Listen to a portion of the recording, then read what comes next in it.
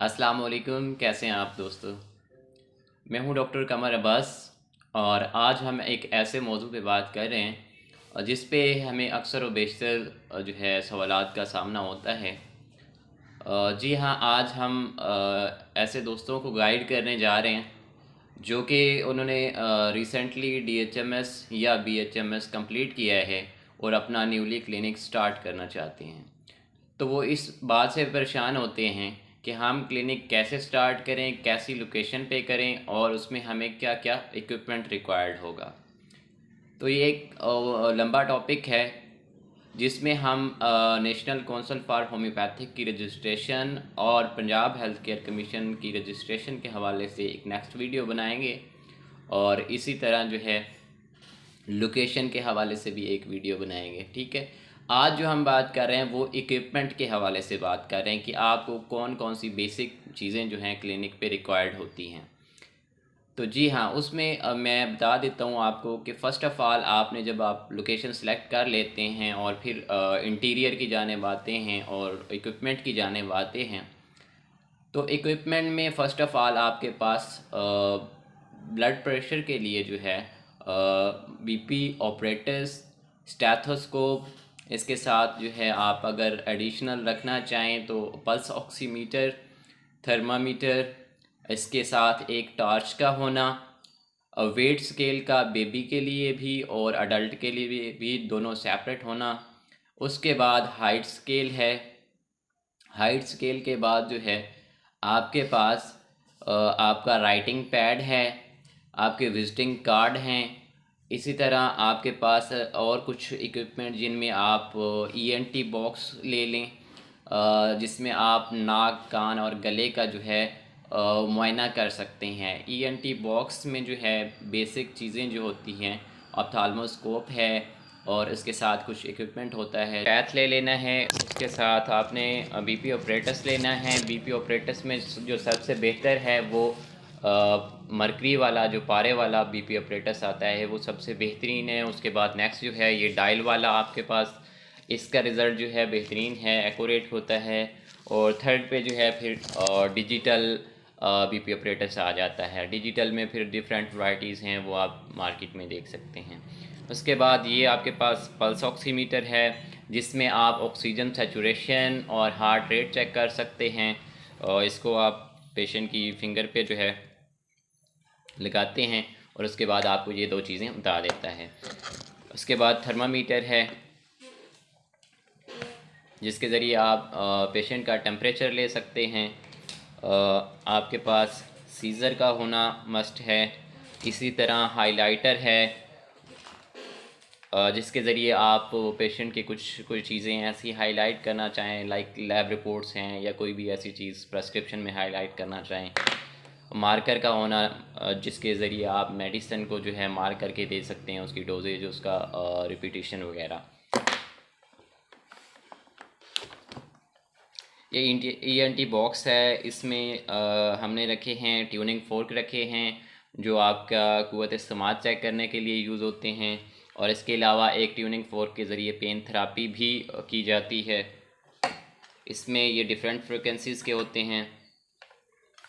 ये एक फोर्सेप है जो कि आपको नाक का अंदरूनी मुआयना करने के लिए, नाक को ओपन करने के लिए आप यूज़ कर सकते हैं। इसी तरह कान के लिए भी यूज़ कर सकते हैं। ईयर वैक्स के लिए आप इसको यूज़ कर सकते हैं। और इसके बाद हमारे पास ये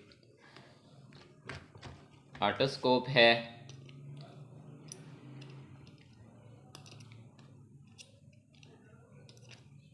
जिसके ज़रिए आप कान का अंदरूनी मुआयना कर सकते हैं।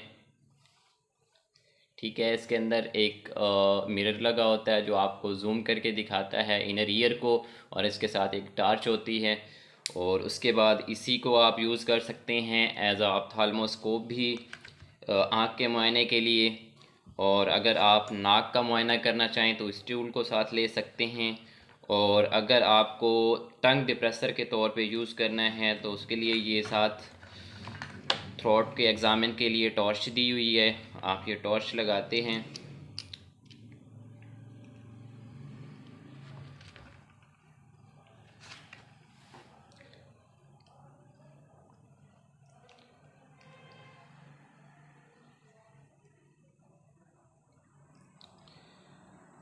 ये आपके पास टॉर्च ऑन हो जाती है। इससे आप टंग को डिप्रेस करते हैं और टॉर्च से आप थ्रोट का एग्जामिन कर सकते हैं। इसी तरह अगर आप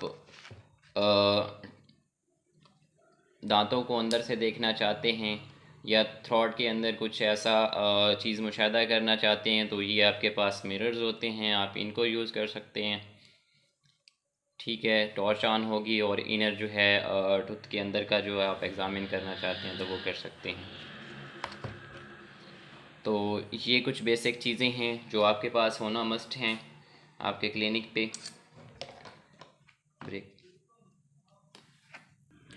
उसके बाद जो है आपको पेशेंट सिटिंग के लिए स्टूल होना मस्ट है। ये हमारे पास एडल्ट के लिए वेट स्केल है। उसके बाद ये हमारे पास जो है लिटिल जो है बेबी के लिए, इन्फेंट के लिए वेट स्केल है, जो कि हमारे केस टेकिंग काउंटर पे डिस्प्ले है। जहाँ फर्स्ट रिसेप्शन पे इसके बाद अपॉइंटमेंट लेने के बाद केस टेकिंग के लिए पेशेंट आता है तो उसके साथ अगर वो बच्चा है तो हम उसको वेट वगैरह चेक करके डॉक्टर के पास भेज दिया जाता है। उसके बाद अब आपको जो है फार्मेसी के हवाले से बता देते हैं। फार्मेसी में आपके फार्मेसी काउंटर पे आपका रिकॉर्ड रजिस्टर होना। उसके बाद अगर आप जो है कंप्यूटर में रिकॉर्ड रखते हैं तो कंप्यूटर रख लें। आपके पास सीज़र का होना ज़रूरी है। इसी तरह आपके पास टेप डिस्पेंसर है जिसको आप डिफरेंट पैकिंग्स के लिए यूज़ कर सकते हैं। और अगर आप अपनी डिस्किट वगैरह या ऐसी कोई मेडिसिन ड्रॉप्स वगैरह को लेबल करते हैं तो उसके ऊपर मार्कर से जो लिखते हैं उसके ऊपर अगर टेप लगा देते हैं तो वो उससे मिटता नहीं है। ठीक है। इसके बाद आपके पास जो रूटीन में मेडिसिन होना डिस्पेंसरी में ज़रूरी है, जिनमें पोटेंसीज़ हैं, मुख्तलिफ़ कंपाउंड्स हैं, सिरप्स हैं।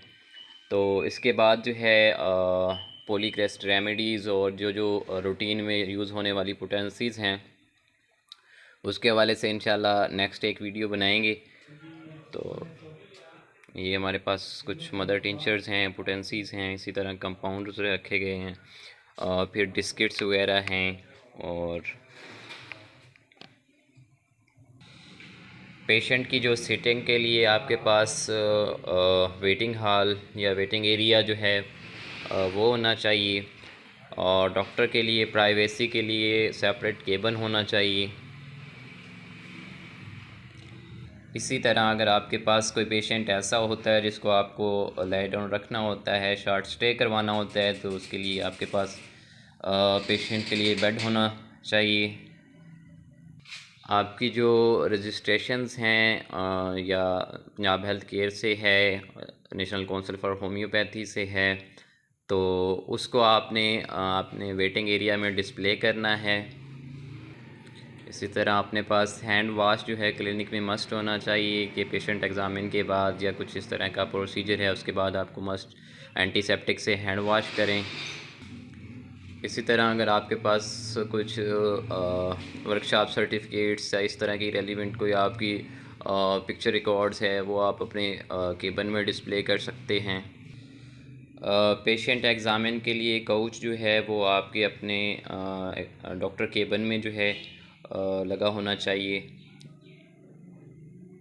इसी तरह अगर आप जो है आपका सेपरेट केबिन है, सेपरेट फार्मेसी है, वेटिंग एरिया और जो है इस तरह का है, तो आप अगर साथ आपके वर्कर काम कर रहे हैं, लाइक आपका आपका फार्मेसी पे अलहदा जो है काम कर रहा है सर्वेंट, तो उसके लिए आपने अपने असिस्टेंट को बुलाना है। आप बेल रख सकते हैं। इसके अलावा रिकॉर्ड के हवाले से आपको गाइड कर देता हूँ। आप जो है इस तरह के कार्बन कापी वाले पैड्स बनवा सकते हैं जिसमें आपको अलहदा से रिकॉर्ड रखने की ज़रूरत नहीं है। एक तो इससे ये होता है कि पेशेंट का जो है आपके पास पेशेंट हिस्ट्री भी रिकॉर्ड में आ जाती है, किस डिज़ीज़ के साथ आया है, क्या क्या सिम्टम थे, क्या क्या मसले हैं, उसके वाइटल्स क्या थे, आपने उसको क्या प्रेस्क्राइब किया, वो कंप्लीट आपके पास एक कॉपी जो है रह जाती है। और बाज़ औक़ात ये होता है कि पेशेंट जो है अपनी प्रेस्क्रिप्शंस मिस कर देता है या घर भूल के आ जाते हैं, तो उस सूरत में आप उसका जो है हवाला नंबर, उसका रजिस्ट्रेशन नंबर देख के और उसका अपने रिकॉर्ड में चेक कर सकते हैं। और इसके अलावा जो है according to health care commission जो है आपके पास अपना पेशेंट का रिकॉर्ड मेंटेन होना चाहिए, जो कि आपको अलग रजिस्टर पे रखना पड़ता है। तो एक आपको मल्टीपल वर्क करने की बजाय आप सिंपल एक ही जगह पे ये रिकॉर्ड रख सकते हैं। इसके अलावा जो है आपके क्लिनिक में जो है डिफरेंट एरियाज़ में जो हैं डस्टबिन जो हैं वो रखी हुई हों, जैसा कि फार्मेसी है, आपका वेटिंग एरिया है, डॉक्टर केबिन है। और इसके साथ ही आपके पास सीज़न के हिसाब से जो हैं अवेलेबिलिटी होनी चाहिए। लाइक विंटर में जो है हीटर का होना ज़रूरी है, और अगर जो है गर्मी है तो उसमें कूलर वगैरह है, इस तरह का ठंडे पानी का भी इंतज़ाम होना चाहिए। या ये हो गया। इसी तरह जब न्यू पेशेंट आता है आप उसकी केस टेकिंग करते हैं, आप उसका रिकॉर्ड जो है मेंटेन कर लिया करें, तो ये बहुत ज़्यादा बेहतर है। और वेटिंग एरिया में है जो पेशेंट्स के लिए जो या पेशेंट के साथ जो अटेंडेंट आए होते हैं उनके लिए डिफरेंट मैगज़ीन या बुक्स या इस तरह की रेलिवेंट कोई मटेरियल रख दें, ताकि वेटिंग टाइम में जो है बोर ना हों और वो कुछ ना कुछ जो है स्टडी करते रहें, या उनका टाइम जो है रिज़र्व रहे। उसके बाद जो है आप अपने रूम के बाहर जो है नेम प्लेट आपका डिस्प्ले होना मस्ट है। आपकी उसमें क्वालिफ़िकेशन लिखी हुई होनी चाहिए, आपका रजिस्ट्रेशन नंबर लिखा होना चाहिए। और अगर आपके पास मल्टीपल डॉक्टर्स बैठते हैं तो उनकी जो है डिटेल्स भी अवेज़ा होनी चाहिए। और इसके बाद जो है अ, कुछ नोट्स हैं जो कि स्मोकिंग के हवाले से आप डिस्प्ले मस्ट करें कि क्लिनिक एरिया में स्मोकिंग जो है अलाउ नहीं है। और इसी तरह पेशेंट्स के हवाले से होम्योपैथिक मेडिसिन के हवाले से जो है थोड़ा सा डिस्प्ले कर दें। एमरजेंसी नंबर जो हैं वो आपके क्लिनिक में डिस्प्ले होने चाहिए। इसके अलावा जो प्राइस डिटेल्स हैं आपकी कंसल्टेशन फ़ीस के हवाले से, मेडिसिन के हवाले से, उसका डिस्प्ले होना मस्ट है। जी दोस्तों, ये तो कुछ बेसिक इक्विपमेंट था, बेसिक सेटिंग्स थी जो आपको बताई कि आप एक न्यूली क्लिनिक जब स्टार्ट करना चाहते हैं तो उसके हवाले से ये चीज़ें आपको मेंटेन रखनी हैं एक स्टैंडर्ड एक अच्छे क्लिनिक के लिए, जो कि आपका एक गुड इम्प्रेशन देते हैं आपके विजिटिंग पेशेंट्स को, उनके साथ आने वाले अटेंडेंट्स को, या जो है आपके आने वाले विजिटर्स को। तो इसके अलावा मज़ीद ऐसे वीडियोस के हवाले से जो है हमारे चैनल को जो है सब्सक्राइब कर लें।